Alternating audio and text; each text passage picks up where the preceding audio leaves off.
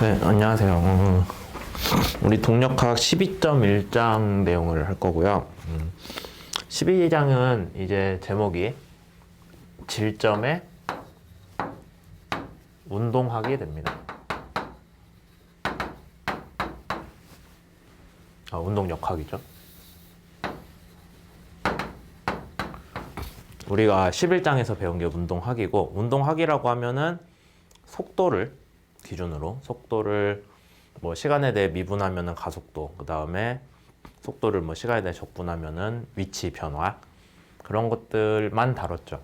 근데 이제 다룰 거는 여기 힘 역자가 들어가니까 여러분들이 가속도를 구했을 때 거기에다가 외부에서 가해주는 힘과의 관계를 이제 다루기 시작하는 게 운동 역학이 되는 거예요. 그래서 우리가 여기까지는 11장에서 했는데 12장, 특히 12.1장에서는 단순히 질량만 더해준다.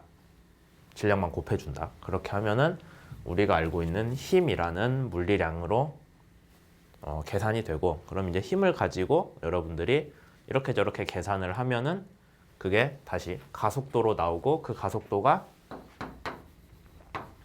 시간에 대한 속도 변화량이 되니까 여러분들이 속도를 계산하거나 아니면은 속도로부터 또 위치 변화를 계산하거나 할 수 있는 거죠.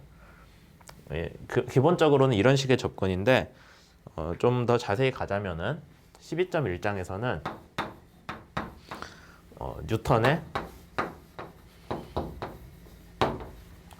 뉴턴의 두 번째 운동 법칙을 얘기를 하고요.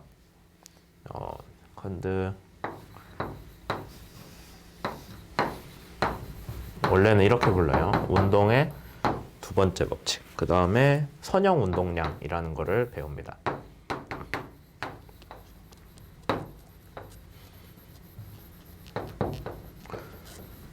이렇게 배우죠.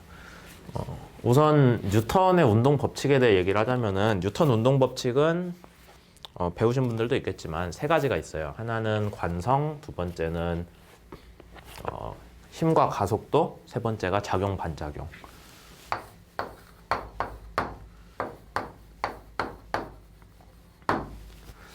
관성의 법칙은 이제 일반적으로 정리를 하자면은 외부에서 운동을 방해하지 않는 한 어떤 물체는 원래 하던 운동을 계속하려고 한다라는 거고요.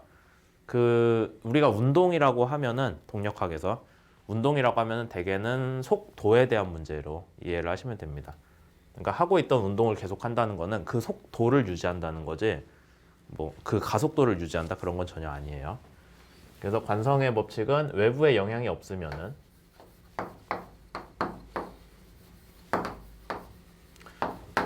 그러면은 그냥 여러분들 지금까지 배운 수준에 맞게 속도가 유지된다 라고 이해를 하시면 되겠습니다. 글씨가 잘 보이나요? 잘 안 보이네. 노란색으로 쓸게요.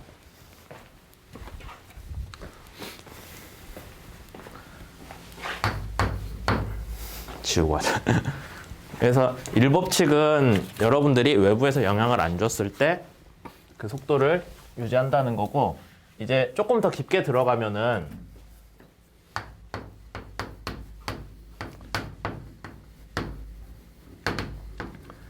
외부 영향이 없으면은,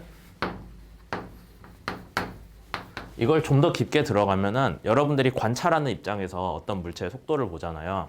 근데 여러분이 가속을 하고 있어요. 여러분들이 좀 더 빨리 가고 있다거나 아니면 여러분들이 회전을 하고 있는 물체 안에 있어요. 그러면은 사실 운동을 외부 영향이 없는 물체더라도 여러분이 운동을 하고 있는, 가속도를 가지고 운동을 하고 있는 상태라면은 얘가 속도가 유지가 안 되는 것처럼 보이기는 하거든요. 근데 그거는 여러분들이 가속을 하고 있기 때문이고, 일반적으로는 정지해 있는 여러분 아니면은 일정한 속도로 가고 있는 여러분들에 대한 문제가 운동의 일법칙으로 이해를 하시면 돼요.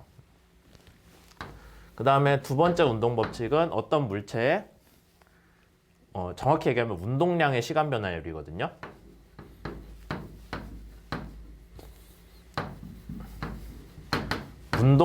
운동량이라는 게 질량 곱하기 속도예요. 그래서 운동량의 시간 변화율인데 이제 우리가 동력학 수업에서는 걔를 운동량을 L이라고 부를 겁니다. 근데 동력학에서 운동을 두 가지를 다뤄요. 하나는 직선 운동이고 하나는 회전 운동이고. 근데 여기서 MV라는 거는 직선 운동에 대한 운동량이기 때문에 12.1장 이름이기도 한 선형 운동량 이라고 부르는 게 맞겠죠. 그냥 운동량이라고 하면 헷갈릴 수 있으니까요. 어쨌든 이거를 하면은 시간에 대한 선형 운동량의 변화율이 외부에서 가해준 힘이다 라는 게 뉴턴의 운동 법칙인데 그냥 단순히 힘이 아니라 가해진 모든 힘의 합으로 여러분들이 사실은 써야 돼요. 이렇게. 그 다음에 최종적으로 여기에 대해서 시간에 대해 MV를 미분을 하면 뭐가 돼요? 그냥 미분을 하면은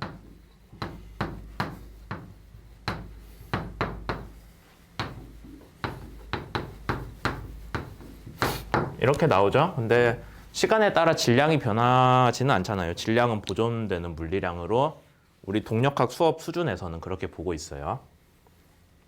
그러니까 우리가 동력학 수업에서 다루는 동력학은 고전력학이라고 해서 그냥 우리가 일반적으로 아는 거고 뭐 좀 극단적인 빛 속도에 가깝다거나 뭐 에너지로 변환이 되는 질량이 있다거나 그런 건 안 다루죠. 그러니까 얘는 그냥 0이에요. 그래서 요것만 남고 얘를 시간에 대한 속도 변화량을 우리가 11장에서 가속도라고 배웠잖아요. 그래서 F를 다 더한 값들은 어떤 물체에 가해지는 힘을 다 더한 값들은 그 물체의 질량 곱하기 가속도랑 같다라는 게 두 번째 운동 법칙이고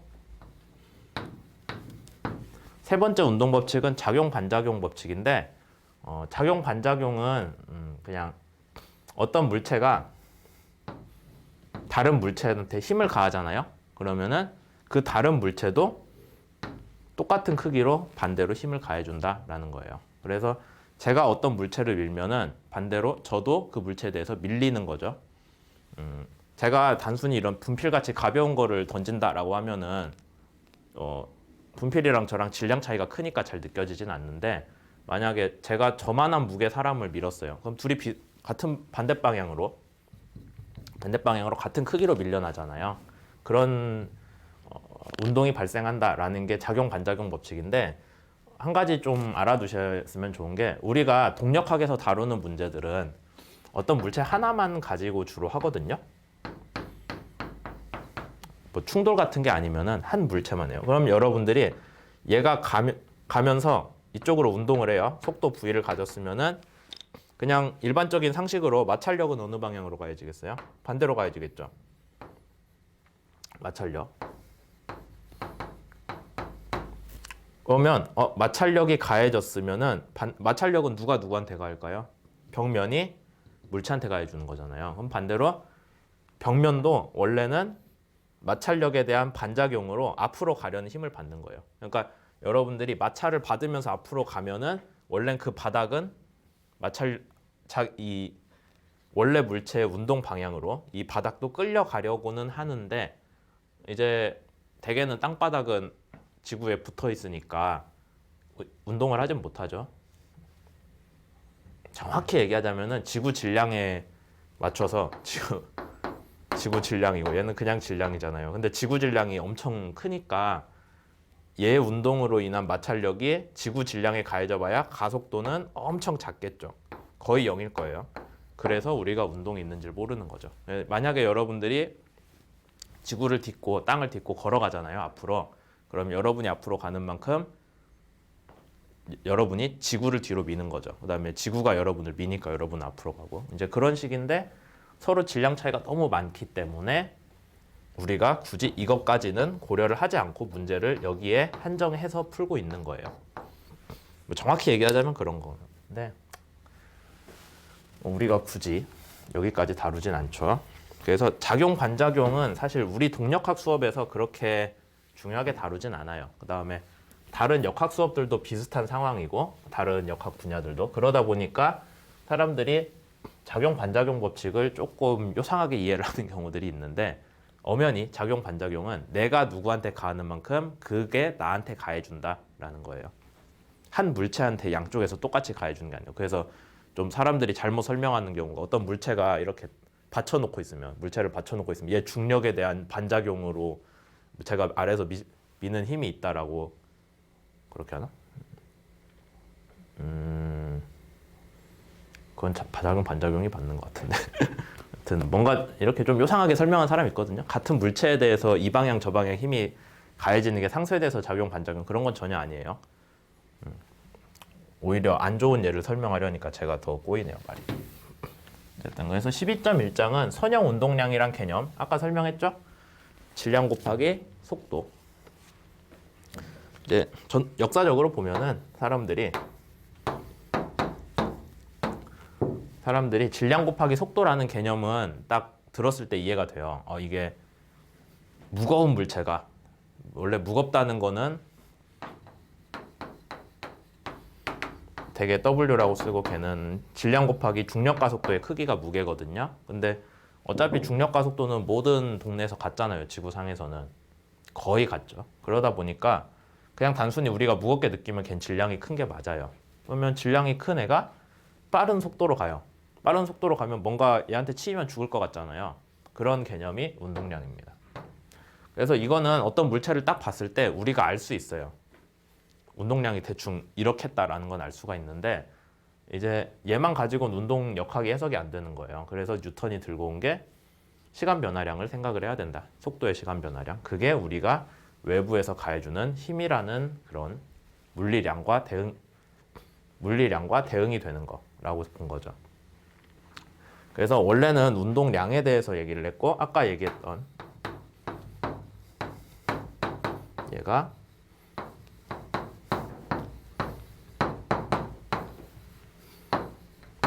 이 꼴로 정의가 되는 거죠. 그래서 MA가 얻어지기 위해서는 어떤 물체에 가해지는 힘을 생각을 해야 되는데 우리가 지금 질점을 다루고 있으니까 하나의 점에 여러분들이 힘이 뭐 이런 식으로 여러 가지 방향으로 가해질 수 있잖아요. 여러 방향으로 힘이 가해졌을 때 그럼 이 질점은 어떻게 운동을 해요? 각각 다 쪼개져서 운동할 거예요. F1, F2, F3에 대한 방향으로. 그렇게 하는 운동은 적어도 지금 우리가 질점을 다룰 때는 그런 운동은 발생하지 않아요. 그래서 우리가 질점에 대한 운동을 할 때는 힘이 이렇게 여러 가지가 가해지더라도 거기에 대한 합력, 어느 방향일까요? 이 방향쯤 되겠네요. 모든 힘을 다 더한 그 합력 하나만 구하고 그 합력으로 인한 가속도만 구하는 거죠. 그래서 여기 시그마가 항상 붙는 게 맞아요. 이제 만약에 힘이 이렇게 서로 가해졌을 때 물체가 있을 때 빠직하고 부서진다 라고 하면은 그거는 우리가 얘기하는 질점의 정의에선 어긋나는 거죠. 그래서 기본적으로 운동량은 이렇게 한 개의 점에 대해서만 지금 우리가 한 개의 물체에 대해서 여러 개로 쪼개지는 거 아니고 한 개의 물체 아니면 한 개의 질점에 대해서만 합력을 구한다 라고 했고 합력은 어떤 식으로 구하냐면은 그냥 힘 벡터니까 벡터들 합을 여러분들이 알고 있는 대로 계산을 해주시면 되겠죠. 그렇게 해서 설명이 다 됐고요. 각운동량까지 얘기했고 12.1a, b까지 얘기했어요. 12.1c는 우리 수업 초반에 얘기했던 그 단위계 관련한 거거든요. 시스템 오브 유니트라고 해서. 그래서 딱히 이건 하지 않고 넘어갈게요. 수업 초반에 하기도 했고 여러분들이 이거 내용은 그냥 다른 수업들에서도 많이 했을 거라고 생각을 합니다. 그 다음에 12.1d를 얘기를 해야 되는데 Equation of Motion.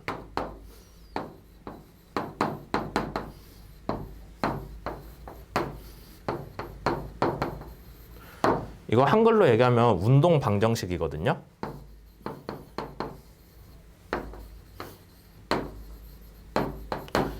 그래서 여기서 다루는 것 자체는 그냥 이 식이에요. 얘는 MA. 시그마 F는 MA라는 식이기는 한데 이제 그거를 실제 어떤 문제에 대해서 여러분들이 고려를 해보자면은 책에 나온 그림을 따라서 그려봅시다. 어떤 물체가 바닥 중에 놓여 있어요. 그 다음에 여러분들이 여기에다가 힘을 줬는데 지면과 각도는 30도 라고 돼 있고, 그 다음에 좌표계가 있어야 되거든요. 지금 우리가 제일 많이 쓰는 건 카르테지안 좌표계고, 그거는 가로가 x, 세로가 y, 뭐 그런 식으로 많이 쓰죠. 시간이 15분이 됐네. 짧게 얘기하고 끝내겠습니다. x방향 힘, y방향 힘이 성분을 우리가 쪼개서 하는 거예요. 근데 이제 하다 보면은 우리가 저번 11장 후반에 했던 것 같이 뭐 이런 식의 좌표계도 쓸 수 있겠죠. 탄젠셜 노말이라거나 뭐 그런 것들 좌표계 새로 만들 수 있잖아요. 그러니까 항상 XY 좌표계만 쓰는 건 아니고 경우에 따라서는 이런 좌표계로 여러분들이 변환을 해서 쓸 수도 있어야 돼요. 이런 방법에 대해서는 저번에 그 추가 자료라고 올린 거에서 다뤘고요. 오늘은 XY 방향 합시다. 그러면 P라는 힘이 가해지는 것도 X 방향 P. 그럼 뭐가 돼요? P 세타를 이용해 보면 P 코사인 세타겠네. 그 다음에 방향은 플러스 X 방향인 거죠. 그게 가해질 거고. 그 다음에 또 뭐가 있을까요? 얘를 밀었으니까 얘가 운동을 한다 했을 때 마찰력 있겠죠. 마찰력은 여러분들이 운동하려는 방향에 항상 반대로 작용해요. 그럼 정지해 있는 물체는 마찰력이 절대 없냐? 그건 아니고요. 여러분들이 가하고 있는 힘에 대해서 얘가 어떤 방향이든 간에 운동을 방해하려는 방향으로 우선 작용을 합니다. 그러니까 여러분들이 여기에 P를 가해주고 있잖아요. 그럼 마찰력은 이쪽으로 가해질 거예요. 만약에 여러분들이 여기서 힘을 주고 있는데 반대 방향으로 더 큰 힘 Q를 가해줬다라고 하면 마찰력 방향은 반대로 일로 바뀌는 거죠. 근데 우리 수업에서 아직 그러진 않았으니까 여기 마찰력이 있고, 마찰력은 어떻게 정의가 되냐면은 여기 접촉면을 통해서 접촉면의 수직으로 가해지는 힘. 그러니까 이 물체가 바닥 위에 꺼지지 않기 위해서 바닥면이 수직으로 받쳐주고 있는 힘이겠죠. 그걸 N이라고 할 거고요. 수직 항력이라고 합니다.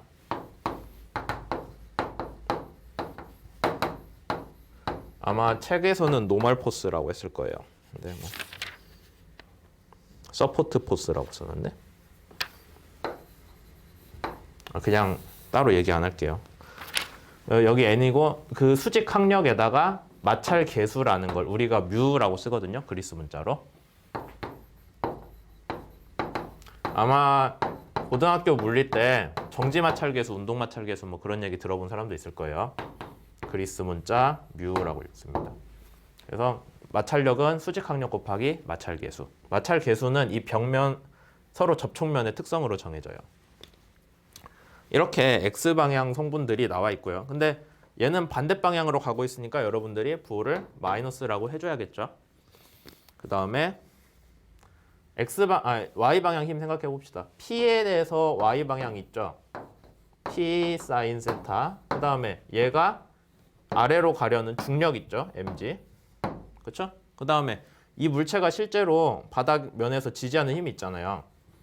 그게 아까 수직 항력이라고 했잖아요. 그러면 방향을 생각해 볼게요.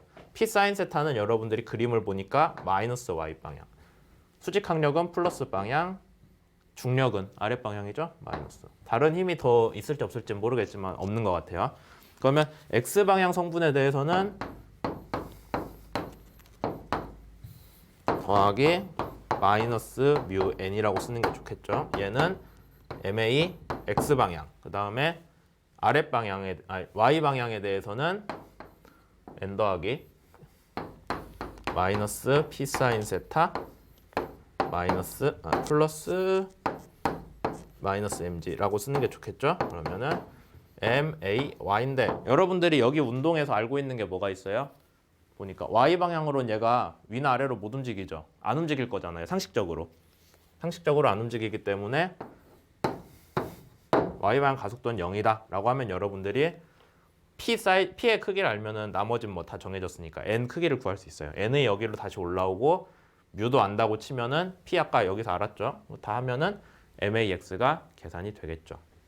이런 식으로 문제에서는 그냥 단순히 P만 주어졌을 때라고 만약에 할 거예요. 그러면 여러분들이 그걸 보고 어떤 방향 성분들의 힘이 말은 하지 않았지만 작용하는구나 라는 거를 알아서 추정을 하시고, 그 다음에 X방향, Y방향 성분에 대해서 부호들을 고려를 해가지고 서로 더해주거나 빼주거나 하면은 각 방향의 가속도가 나온다. 그러면 X방향 가속도가 Y방향 가속도에 영향을 안 줘요.